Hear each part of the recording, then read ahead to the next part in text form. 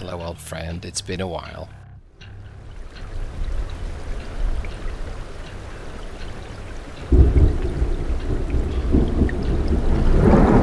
Thunder, like you've seen it a million Welcome times. back to American Truck Simulator. I'm David Steele, and here's me truck.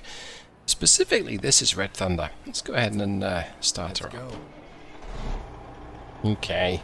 Listen to that wonderful stock engine sound. You know, I shouldn't be too hard on the stock engine sounds. A lot of people love to really rage on the stock sounds.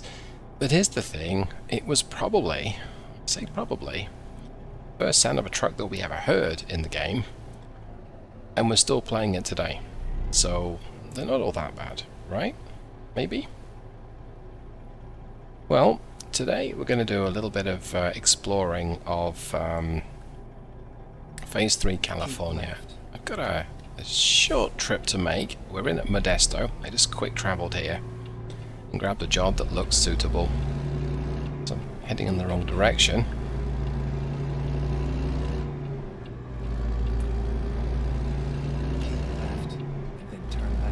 Go ahead and tell the world where we're going. Yeah, so I really want to see a couple of things. One is how well the game's running for my setup today. And oh, it's raining. Oh, good.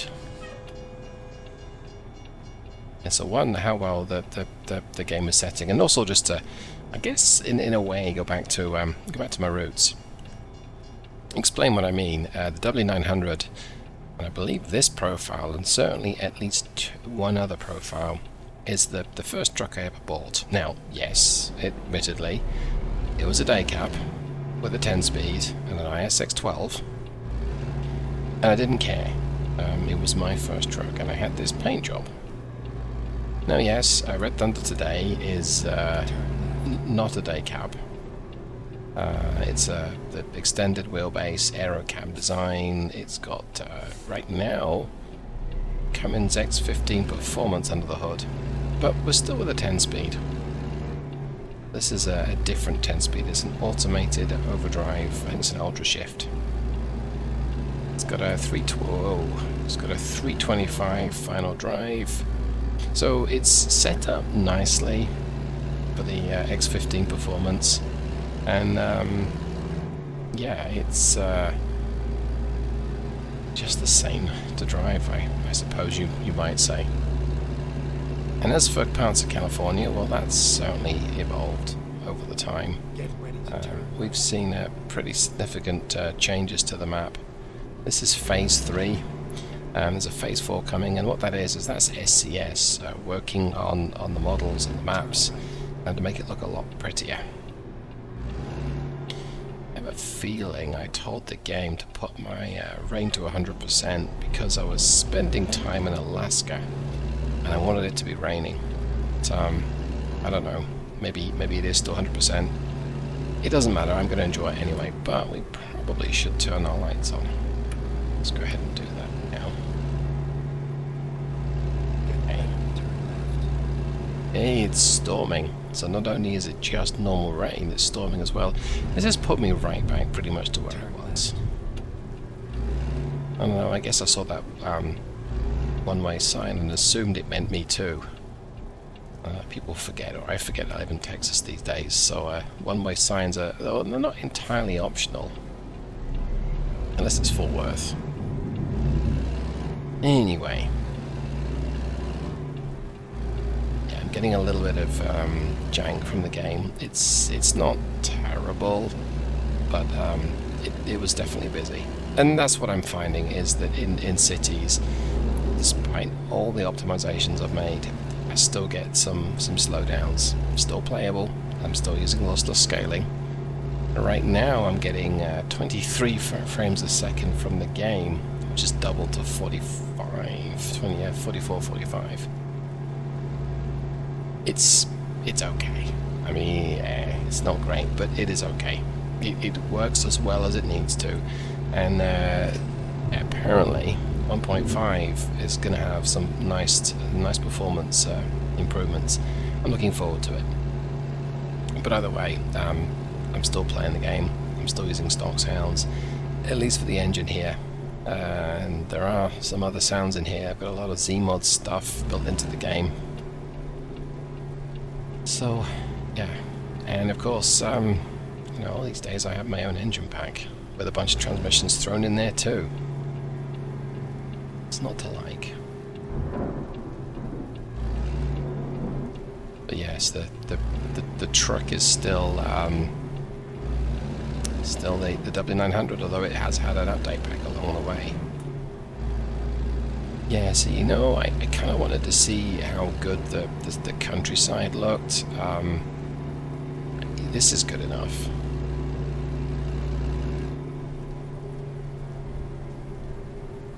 Seeing it in a storm is fine. I love the sort of rainy haze that we've got going on here.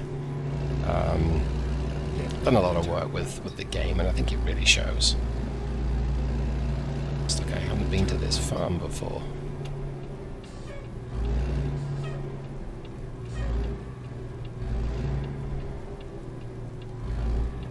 I guess it's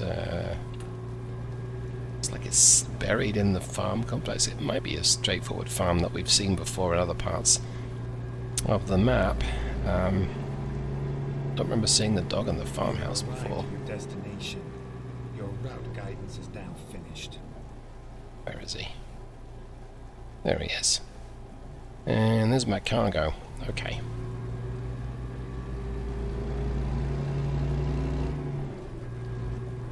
What's this? This is the Daily Dairy. Okay. I mean, it's a cool name for a farm.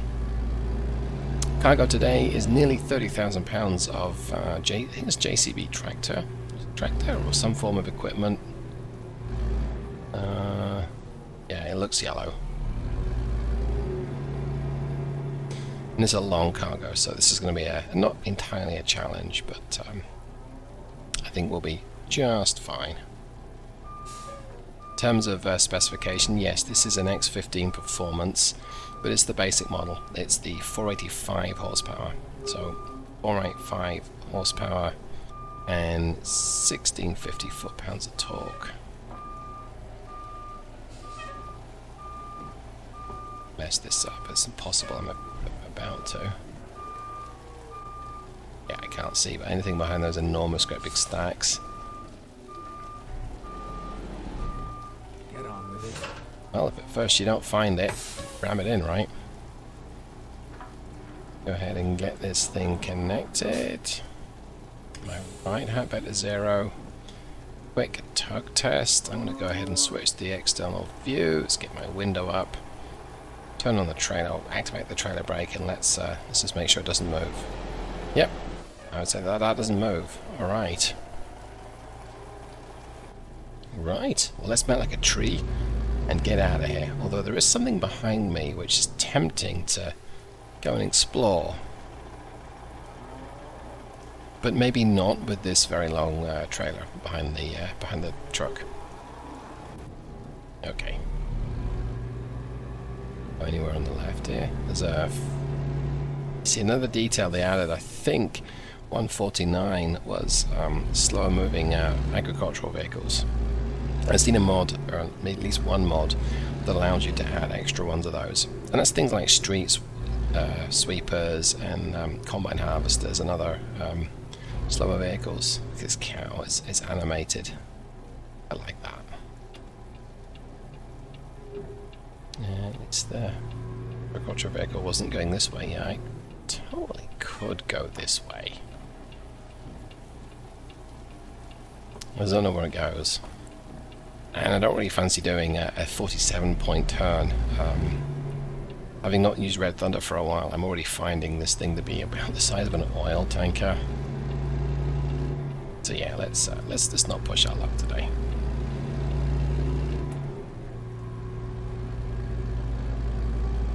Turn left. I do have Z-Mod's latest weather.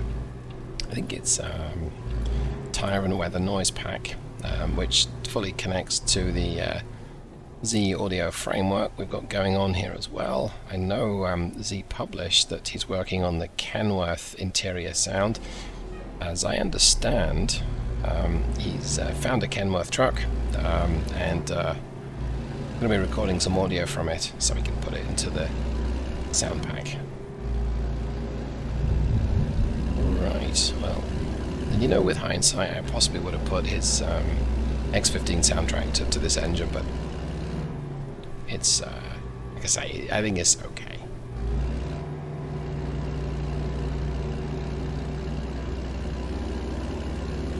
This truck is geared to be doing about 1100 RPM at the California speed limit of 55, which, like I say, is pretty much where this X-15 likes to be.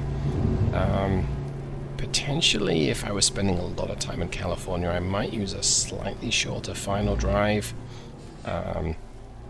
because you might want to maybe doing 1200 revs at 55, which will be roughly a 355 final drive.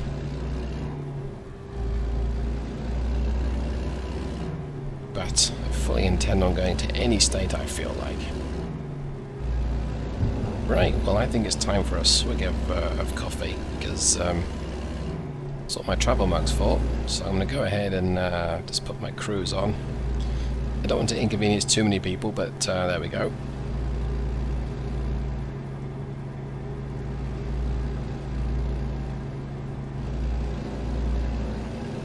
Feel better able to take on the world right now.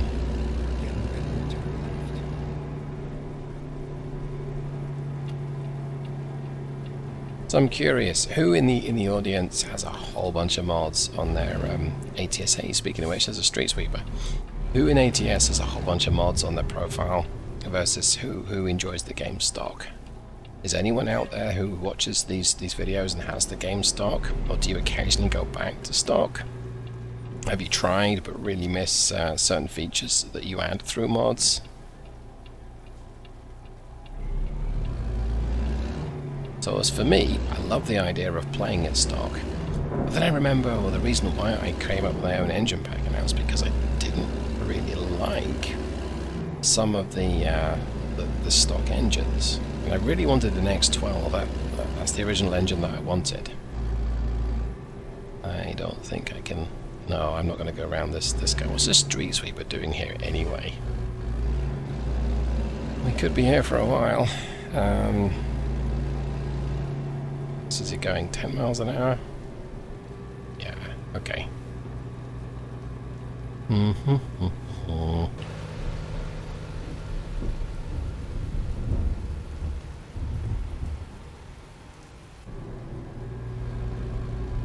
Nice to see all the wildlife the farm animals that are animated. That's pretty realistic looking movement, I think.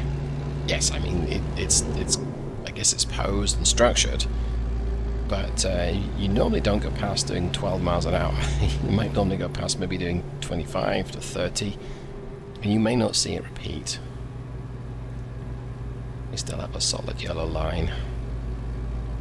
I can see why. So I could warm up the tires.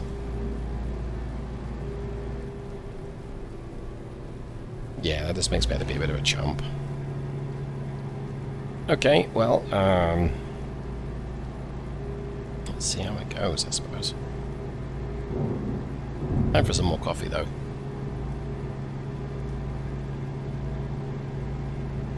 Hopefully I didn't start that too much. And yes, that's what she said. But these goats are animated. I don't remember seeing animated goats before. Cows and horses, yes, but goats, no. I wonder if there are things like chickens that are animated too.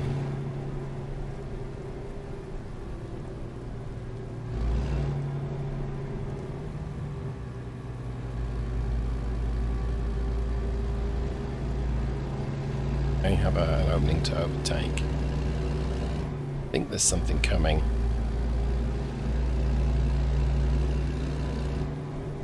Yeah, there is. Okay.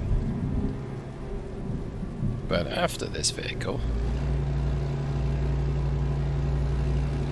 Again, something coming. Okay.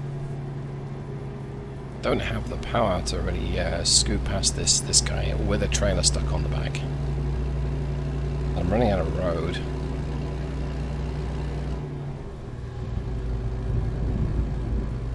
Look. Okay, let's go.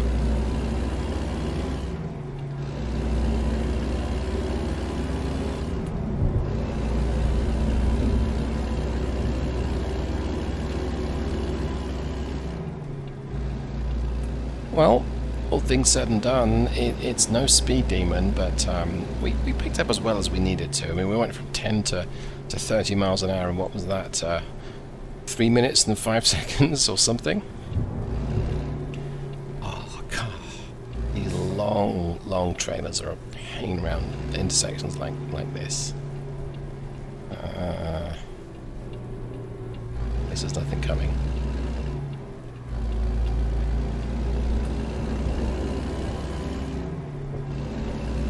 Okay, well, I guess we're going to be on a highway soon, which in a way is a shame, because I think that the single lane roads are much more of a challenge, and that's why Nebraska and Kansas are quite enjoyable states for me some of the time. Some of the time they're kind of frustrating because you get stop signs seemingly everywhere, and it's like, man, can we just not have another stop sign?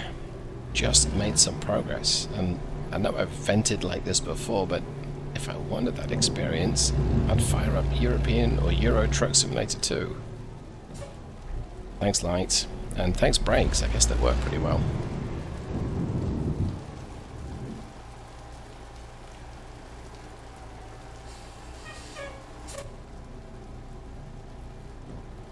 Take in the scenery one more time.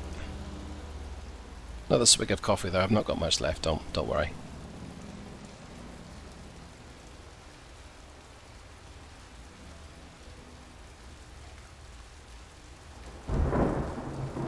Oops.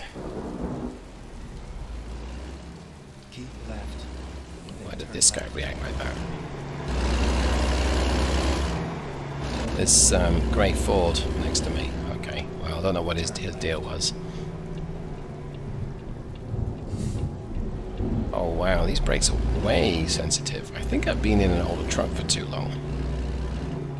What's the difference between maybe discs and drums? I'm not sure.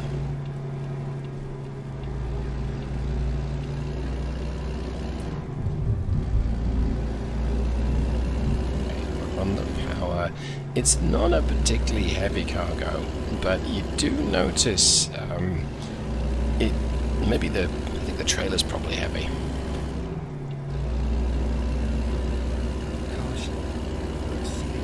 Oops, really? It's still 30.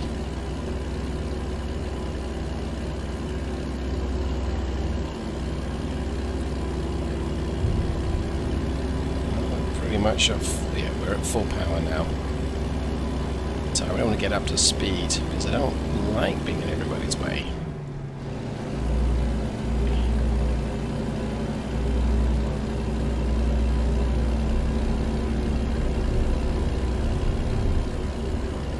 Okay, left off a little bit. And let's get my cruise on. 50, 55, there we go. And straight away we're having to rent traffic. This must be California, right?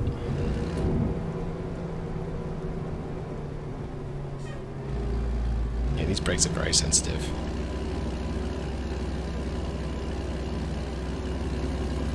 So the X15P performance this particular model produces peak torque, I think 1000 RPM. There are some of the productivity and performance ones that produce it just a little higher. You know, that all said, it might be 1100 revs, and I think it's the efficiency that's 1000 RPM. I'm forgetting, even though I spent a long time putting together the definitions.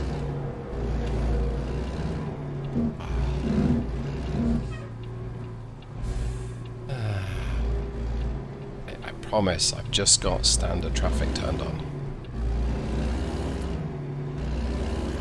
That seemed really brutal, the way the engine just the torque. I was saying the drive shaft torque setting is quite high, so the whole thing just shaked around. And let's get back in lane. Now, I don't think that that is necessarily particularly accurate, but if you're in rush hour, of which we maybe are, it's just after 5, it makes sense that there are, you know, a few bumps and collisions. Should they bring whole traffic to a standstill? Probably yes, because it's a busy road, and we are simulating that.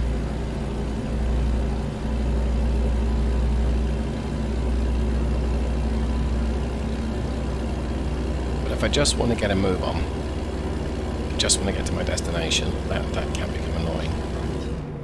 Enemies are right.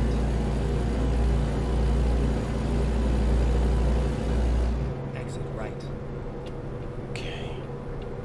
Now, where a modern engine will show its efficiency is in cruising. An engine like this, driven carefully without too much messing around with changing speed, of which we've not been the most efficient in this trip. A lot of jank there. This truck is capable of returning sort of 7 miles per gallon and slightly better under optimal conditions.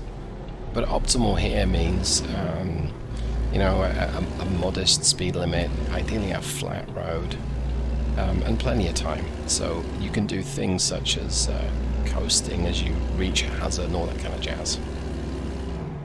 The efficiency is a little more efficient. Actually, can be quite a lot more efficient, depending very much on, again, on the road conditions. You get in somewhere like San Francisco and you stop go all the time. You really want a smaller engine. I'm braking way too early, in my opinion.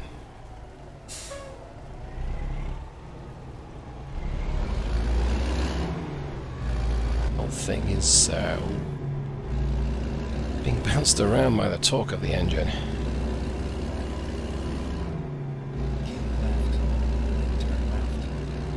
So this kind of trip is not the most efficient use for the drivetrain. A 485 is probably well suited to some of the longer haul trips. Yeah, I mean, you always want more, right? But yes. If you really had to do a sort of city hop trip like this, I think this is not even 100 miles, you probably want a day cab. And you'd be looking at a smaller engine, so an MX-13. If you were to use a Kenworth T680, you would be able to get away with an MX-11. And they are available in respectable ratings. An MX-11 with 400 horsepower is a respectable enough engine. It's not going to shoot the lights out, but it's not going to feel massively disadvantaged compared to this. All that torque is available at just 900 revs if you using an MX-11. There's an older MX-13, 1000 revs, but it's still a very respectable engine for hauling. Turn left. Being very lucky with these lights, which is nice. And I'm almost at my oh, I remember this one. Almost at my destination. Yeah, now this is one where you can sort of circumvent the oh no, it's not. It's not where I thought it was. Okay. I mean, I guess I could go up the left there, and it might let me in, but that's not really the point of what we're doing today. Slow, 10 miles an hour. That's no problem. This thing feels a little big. And yes, I'm sure that's what she said. Come on, get away from the left side. Okay. I'm going to take the rightmost lane here. I think I want the space to turn back on myself up here. Stop and wait for lane to clear. Lane is clear.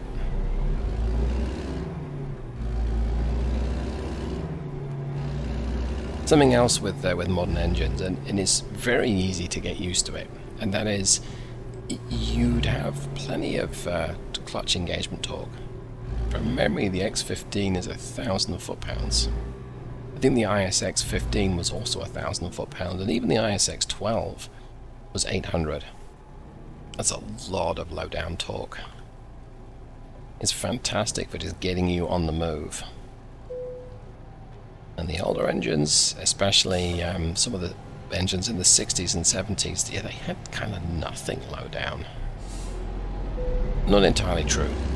If your peak torque is 800 foot-pounds, you may only have 500, according to the brochure and the torque curves. That's sort of 700-800 RPM, and that's really not a lot. I mean, that's big difference to one of these. Yes, you're going to have much shorter gearing. Get ready to turn left. You need it just to get the thing moving. Okay. Another stop sign because this is America. Turn left.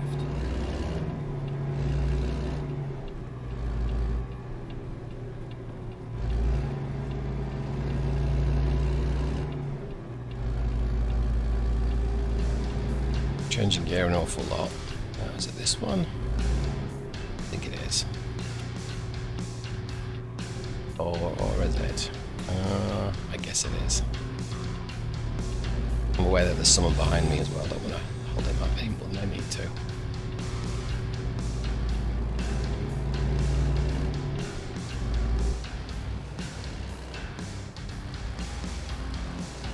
Glad there's no one there. Just a bit of crunch them.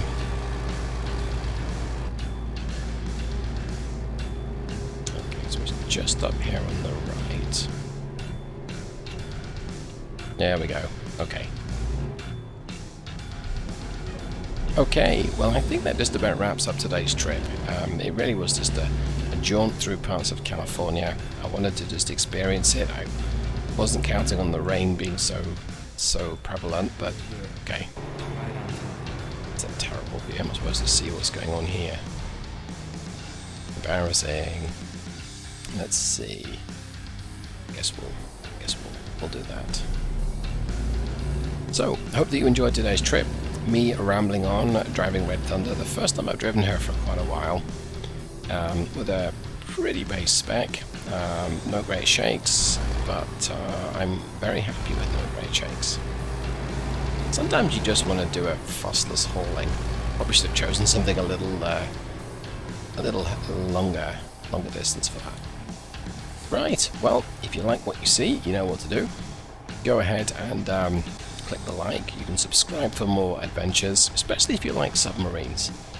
Maybe we should do a joint venture between American Truck Simulator and Cold Waters. We'll see. Anyway, take care everyone, and I'll see you in the next one. Goodbye.